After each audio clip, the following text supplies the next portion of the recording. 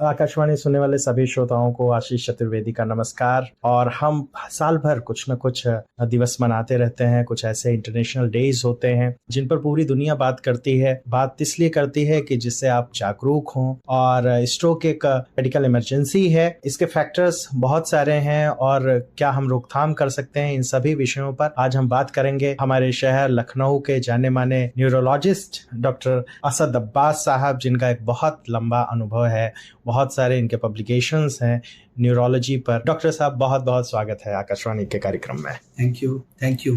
Doctor साहब, सबसे पहले तो जब हम मना रहे हैं आज वर्ल्ड स्ट्रोक्स डे, तो स्ट्रोक क्या है? Actually as you know, stroke का मतलब ही होता है सडन हैपनिंग, सडन अटैक। तो कोई भी न्यूरोलॉजिकल डेफिशिट, जैसे आपसे बात करते करते आवाज रुकने लगे, एक तरफ का अंग हमारा चलना बंद कर दे, कोई एबनॉर्मल मूवमेंट होने लगे, तो it occurs in a flash of second. इसीलिए इसको कॉमन भाषा में स्ट्रोक कहते हैं। ये वो न्यूरोलॉजिकल डेफिशिट है जो अचानक से होती है, इसलिए इसको स्ट्रोक कहा जाता है। और दूसरे वर्ड्स जो इसके लिए यूज होते हैं वो पैरालिसिस का वर्ड यूज होता है, जो कॉमनली पब्लिक समझती है कि पैरालिसिस का अटैक हो गया, हमारा अंग काम नहीं कर रहा है। लेकिन स्ट्रोक ब्रॉड टर्म इसलिए है कि अगर हमें सिर्फ बोलने में प्रॉब्लम है और हमारा हाथ पैर ठीक चल रहा है तब भी ये, और सडन हुआ है ये, तो ये स्ट्रोक की कैटेगरी में आता है।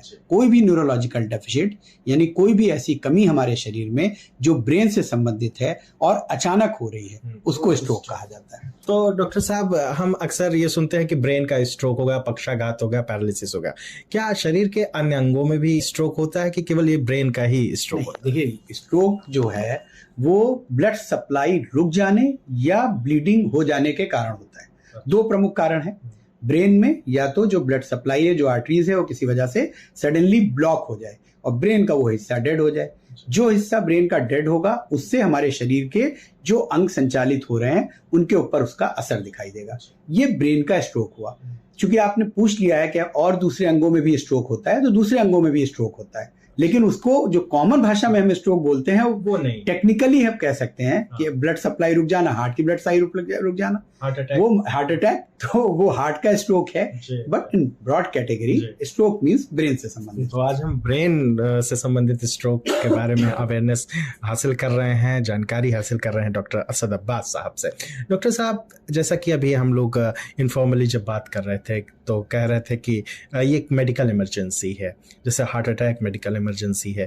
पर जिस तरह हार्ट अटैक के बहुत सारे फैक्टर्स हैं जो ओवर द ईयर्स डेवलप होते हैं, आप जो है एक न्यूरो फिजिशियन है, तो क्या इसका पता लगा सकते हैं या जो अपने पेशेंट्स में आप देखते हैं कि इसको स्ट्रोक की संभावना हो सकती है? ये बहुत इंपॉर्टेंट है क्योंकि स्ट्रोक एक ऐसी डिजीज है जो हमारे कार्डियक रिस्क फैक्टर है, मोस्टली सिमिलर रिस्क फैक्टर है। कारण क्या है? हार्ट की ब्लड सप्लाई रुकना, यानी हार्ट की जो आर्टरीज हैं, कोरोनरी आर्टरीज, उसमें ब्लॉकेज होना कोलेस्ट्रॉल की अधिकता के कारण, कैल्सिफिकेशन के कारण। सेम प्रोसेस हमारी ब्रेन की आर्टरीज में ही होता है। लक्षण डिफरेंट होते हैं but primary risk factor same होते हैं। इसीलिए किसी भी स्ट्रोक के पेशेंट में एज ए न्यूरोलॉजिस्ट हमारा काम दो लेवल पे होता है। एक तो उस स्ट्रोक को ट्रीट करना जो उस समय उस मरीज को प्रॉब्लम हो रही है, दूसरा उसके रिस्क फैक्टर को आइडेंटिफाई करना और फिर कोशिश करना कि उसमें से कौन से ऐसे रिस्क फैक्टर हैं जिनको हम मॉडिफाई कर सकते हैं। कुछ तो नॉन मॉडिफाइबल रिस्क फैक्टर होते हैं। प्रमुख कारण एज बहुत इंपॉर्टेंट है। एक एज ऐसी चीज है, मोर देन 60 वाली जो एज है,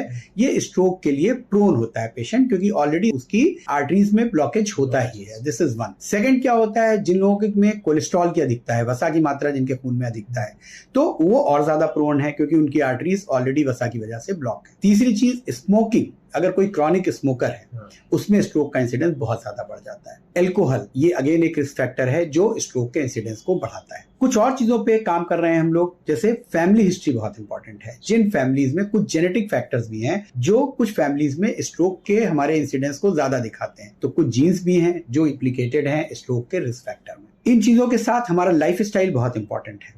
बहुत सीडेंटरी लाइफ स्टाइल है, देर तक बैठे रहने वाला काम है, हम बहुत ज्यादा मूवमेंट नहीं कर रहे हैं, फिजिकल एक्टिविटी नहीं कर रहे हैं, ये हमें ब्रेन अटैक के लिए प्रोन करता है, ये हमें स्ट्रोक के लिए प्रोन करता है, स्ट्रोक के रिस्क फैक्टर को बढ़ाता है। तो ये कॉमन रिस्क फैक्टर हैं जो हम स्ट्रोक के पेशेंट में आइडेंटिफाई करते हैं। हार्ट की बीमारी, हार्ट और ब्रेन लिंक है। किसी को अगर हार्ट में वॉल्व में प्रॉब्लम है तो ये यंग एज में स्ट्रोक का बहुत प्रमुख कारण है। जिन लोगों को वॉल्वुलर हार्ट डिजीज होती है उनमें क्या होता है, हार्ट की रिदम बदल जाती है, एरिथमिया हो जाता है, तो वो बिल्कुल यंग एज पे, यहाँ पे एथेरोस्क्लेरोसिस नहीं है, ब्रेन में आर्टरी में ब्लॉकेज नहीं है, लेकिन क्या होता है कि हार्ट की जब रिदम गड़बड़ होती है तो वहां से क्लॉट निकलता है और वो क्लॉट जाकर के ब्रेन की आर्टरी में फंस जाता है। तो यंग स्ट्रोक में कार्डियक एग्जामिनेशन बहुत इंपॉर्टेंट हो जाता है, क्योंकि यहाँ पे हम कार्डियक रिस्क फैक्टर की बात करते हैं। तो स्ट्रोक के रिस्क फैक्टर एज पे डिपेंड करते हैं कि किस एज पे स्ट्रोक हो रहा है, ब्रेन के किस एरिया में स्ट्रोक हो रहा है, और पेशेंट में पहले से कोई अल्कोहल, स्मोकिंग, स्ट्रेस, लाइफस्टाइल, ये सब फैक्टर क्या है। डॉक्टर असद साहब, आजकल बहुत सारी ऐसी बीमारियां हैं जो युवाओं में भी हो रहे हैं, जैसा कि आपने अभी बताया कि एरिथमिया से जो स्ट्रोक होता है वो युवाओं में हो सकता है। कौन कौन सी जांचें करा लेनी चाहिए जिससे हम इंश्योर हो? साल भर में एक बार जरूर करा लेनी चाहिए। अब तो एज पर निर्भर तो है बीमारियां, पर अब सभी को करा ही लेनी चाहिए। ये बहुत अच्छी चीज है, क्योंकि नाउ अब जो है मेडिसिन हमारी वो इस डायरेक्शन में मूव कर रही है, मेडिकल साइंस, कि क्योर से ज्यादा हम प्रिवेंशन पे ध्यान दे रहे हैं। कुछ हो जाए तब हम ट्रीटमेंट स्टार्ट करें, उससे बेटर है कि हम ये पता कर लें कि हमको ये होने की संभावना है और पहले ही से हम प्रिवेंशन शुरू कर दें। तो जो इंपॉर्टेंट जांच है, जैसे मैंने बोला, कार्डियक एग्जामिनेशन।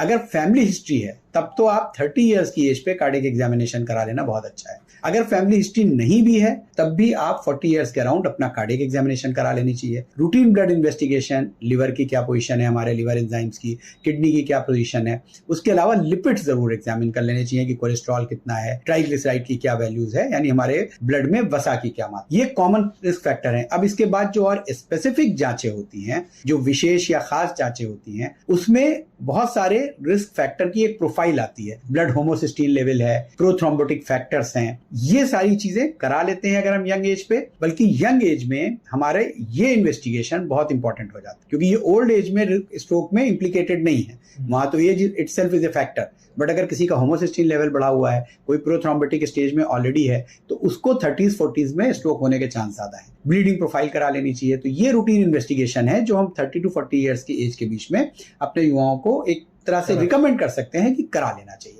डॉक्टर साहब, जब स्ट्रोक आता है तो क्या कुछ घंटों पहले दिखाई पड़ने लगता है, जैसे फेस पर या आर्म्स में? नहीं, ऐसा बिल्कुल नहीं है, क्योंकि मैंने देखिए शुरुआत में कहा कि stroke means stroke, acute attack is stroke, अचानक। तो इसलिए पहले से वो एक दूसरी चीज होगी कि पहले एक न्यूरोलॉजिकल डेफिशिएट आई, मान लीजिए बोलने में लड़खड़ाहट आई, उसको तभी से एहसास होने लगा कि स्ट्रोक पड़ रहा है। तो प्रोपोगेटिंग स्ट्रोक होते हैं, एथेरोस्क्लेरोसिस है ब्रेन में, थ्रोम्बोटिक इवेंट हो रही है, उसके बाद फिर राइट हैंड वीक हुआ और फिर राइट लेग वीक हुआ, यानी ग्रेजुअली प्रोग्रेस की, but it is also with in minutes. मतलब कुछ मिनट्स में ये पूरी घटना जो है वो एक्चुअली आ जाती है, जो एक्यूट न्यूरोलॉजिकल डेफिशिएट है। बाद में जो पेशेंट में कंडीशंस आती हैं वो और जो ब्रेन की रिएक्शन होती है उसके कारण आती है, बट एक्यूट जो डेफिशिएट आनी होती है वो विद इन मिनट्स ही आती है। तो पहले से ये चीज असेस करना पॉसिबल नहीं। डॉक्टर साहब, जो हमारे श्रोता हैं, जो हमारे पेशेंट होते हैं, वो जो गांव में रहते हैं जहां पर कोई इस तरह की सुविधा नहीं उपलब्ध है, जैसे लखनऊ शहर में तो उपलब्ध है, पर कोई बहुत दूर से आ रहा है, बाराबंकी से है, गोंडा से, बहराइच से है, उसको स्ट्रोक अगर हो गया है तो वो प्राथमिक उपचार क्या करे कि कम से कम किसी ऐसे टर्शियरी या स्पेशलिटी में पहुंचने से पहले वो बचा रहे? हाँ, जो भी प्राइमरी केयर फिजिशियन है उनके लिए दो चीजें बहुत इंपॉर्टेंट हैं। फर्स्ट, बीपी का मेजरमेंट, कि बीपी इतना है, बीपी मेजर करना और बीपी को कंट्रोल करना, ये बहुत इंपॉर्टेंट थिंग है। और सीटी स्कैन अब नॉर्मली हर जगह अवेलेबल है, छोटे छोटे सेंटर पे, और ये बहुत क्रूशियल इसलिए है कि जो हम ट्रीटमेंट देना चाह रहे हैं, यानी जो इमीडिएट ट्रीटमेंट देना चाह रहे हैं, वो है एंटीप्लेटलेट, यानी जहां पे क्लॉटिंग वाला नहीं, यानी ब्रेन हैमरेज नहीं हुआ है। स्ट्रोक मैंने बोला था दो तरह के होते हैं, एक ये कि आर्टरी में ब्लॉकेज है जिसकी वजह से इन्फार्क्ट हो रहा है, एक ये है कि आर्टरी रप्चर हो गई है जिसकी वजह से हैमरेज हुआ है। तो हमको अगर मान लीजिए हमने सीटी नहीं किया पेशेंट को और हमने उसको एंटीप्लेटलेट से लोड कर दिया, तो हैमरेज का और ज्यादा बढ़ जाने का रिस्क है। तो मिनिमम रिक्वायरमेंट इज कि अगर सीटी हो सके, सीटी में इमीडिएट जो सीटी होता है वो कोई स्ट्रोक का पूरा एक्सटेंट नहीं दिखाता कि कितना एरिया डैमेज हुआ है, वो 72 घंटे के बाद आता है, या कौन सी आर्टरी ब्लॉक है, सिर्फ सजेशन मिलता है। बट एक थिंग रूल आउट हो जाती है कि हैमरेज है तो फौरन दिख जाएगा। तो if there is no haemorrhage, ये प्राइमरी हेल्थ केयर फिजिशियंस को पता होता है कि अगर हैमरेज नहीं है तो एटलीस्ट वो डुअल एंटीप्लेटलेट से, जिसको हम लोग एस्पिरिन या क्लोपिडोग्रेल बोलते हैं, जो हर जगह अवेलेबल है, जैसे कार्डियक पेशेंट में दी जाती है, फौरन उससे लोड कर देते हैं और एटोरवास्टैटिन से। That is the first aid. Then we refer the patient to the nearest tertiary care centre. यहाँ पर मैं एक चीज और कहना चाहूंगा कि आज की डेट में स्ट्रोक में, जैसे हम लोग हार्ट के अटैक में ये बात करते थे, एंड जो इमीडिएट 3 आवर्स या 6 आवर में अगर पेशेंट पहुंच रहा है, गोल्डन आवर्स, तो यहाँ पे पेशेंट को इमरजेंसी केयर मिलती है। तो हमें कोशिश करनी चाहिए कि जो नियरेस्ट टर्शियरी केयर सेंटर या स्ट्रोक यूनिट हो, अगर बजाय जनरल हॉस्पिटल के, जैसे यहाँ पे KGMC में स्ट्रोक यूनिट चल रही है, या राम मनोहर लोहिया में चल रही है, या PGI में चल रही है, या कुछ प्राइवेट हॉस्पिटल में चल रही है। तो यहाँ पे अगर पेशेंट पहुंच जाता है विद इन गोल्डन आवर्स, तो जैसे हम एक कार्डियक पेशेंट को थ्रोम्बोलाइज कर सकते हैं, यहाँ पे भी थ्रोम्बोलिसिस के हमको मिल जाता है अगर हेमरेज नहीं है और इन्फार्क्ट है। डॉक्टर साहब, जिनको स्ट्रोक हो चुका है, क्या वो फिर से सामान्य जिंदगी जी सकते हैं? ये भी देखिए, ये स्ट्रोक रिहेबिलिटेशन, एक तो एक्यूट हो गया कि जब स्ट्रोक हुआ है तो इमीडिएट 14 दिन का जो हमारा होता है मोटिव, मैंने शुरू में बोला कि उसमें रिस्क फैक्टर को आइडेंटिफाई कर लेते हैं हम लोग, और पेशेंट को इमरजेंसी मैनेज करते हैं कि उसके वाइटल्स स्टेबल रहें, पेशेंट स्टेबलाइज हो जाए और वो सर्वाइव कर जाए। This is first part. अब सेकेंड पार्ट स्टार्ट होता है जब हॉस्पिटल से पेशेंट डिस्चार्ज होता है, वो कहलाता है रिहेबिलिटेशन। रिहेबिलिटेशन कितना होगा, यानी किस हद तक मरीज अपनी सामान्य जिंदगी जी पाएगा, ये इस पे डिपेंड करता है कि जो अटैक हुआ है वो ब्रेन के किस पार्ट में हुआ है। लाइक बहुत से स्ट्रोक होते हैं जो सेंसरी एरिया को इन्वॉल्व करते हैं, यानी सिर्फ हाफ पोर्शन में बॉडी के उसको एबनॉर्मल सेंसेशन हो रहा है, पावर ठीक है। अब ये वो स्ट्रोक है जिसमें ग्रेजुअली उसके सेंसेशन रिकवर करेंगे, पावर उसकी ठीक है, तो लगभग सामान्य जिंदगी जी सकता है। कुछ स्ट्रोक हैं जैसे जो मेन आर्टरी का ब्लॉकेज है, जहां बिल्कुल ग्रेड 0 पावर हो गई है किसी भी एक अंग में, दाहिनी तरफ या बाईं तरफ। अब यहाँ पे फिजियोथेरेपी से ग्रेजुअली उसको इंप्रूव कराया जाता है, और इट ऑल डिपेंड्स कि अगर हम गोल्डन आवर में पहुंच गए तब तो रिकवरी बहुत अच्छी है, अदरवाइज ये टाइम डिपेंडेंट और एक्सरसाइज डिपेंडेंट हो जाती है।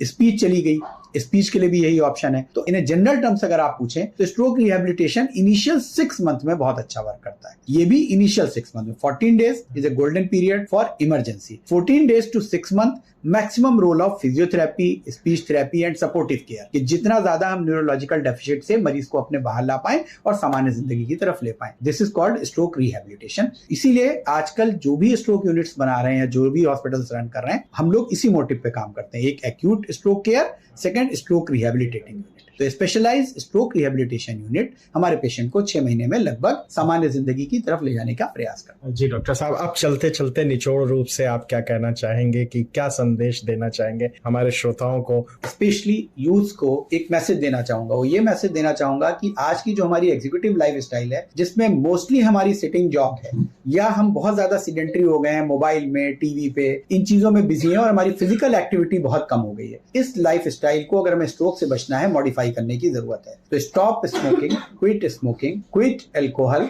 and live a active life. Like cycling is a very good exercise. If you do cycling per day 30 minutes, it will take care of your heart as well as, या आपके brain की भी सुरक्षा करेगा, आपके हार्ट की भी सुरक्षा करेगा। तो मैं यूथ को और खास करके और बच्चों तक जाऊंगा इस बात पे कि इवन चाइल्डहुड से अगर हम अपने बच्चों को फिर से आउटडोर एक्टिविटीज के लिए इंकरेज करें और उनको मोबाइल और टीवी की दुनिया से बाहर लाकर एक्सटर्नल एनवायरनमेंट में ले जाए, तो हमारी हर तरह की हेल्थ के लिए, स्पेशली ब्रेन हेल्थ के लिए बहुत। डॉक्टर असद अब्बास साहब, आपने अपने व्यस्ततम समय में से हमारे लिए समय निकाला, हमारे श्रोताओं के साथ इतनी इंपॉर्टेंट जानकारी साझा की जिससे उनकी हेल्थ, उनकी लाइफ बेटर हो सकती है। बहुत बहुत धन्यवाद। Thank you.